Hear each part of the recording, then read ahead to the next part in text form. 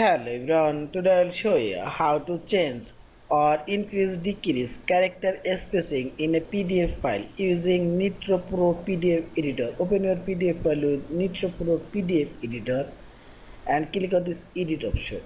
Now click on this text boxes and drag your mouse and select whole text box or press Ctrl A and select this format option already open, and here you will find this character spacing. This character spacing showing here 0. You can choose here any character spacing, and this character spacing now increases.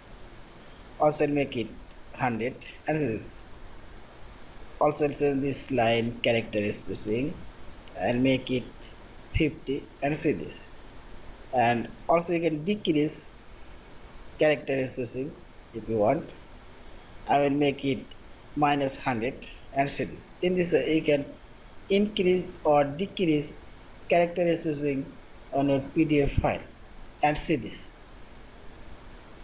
Yeah, and finally select this file option, save or save as your PDF file.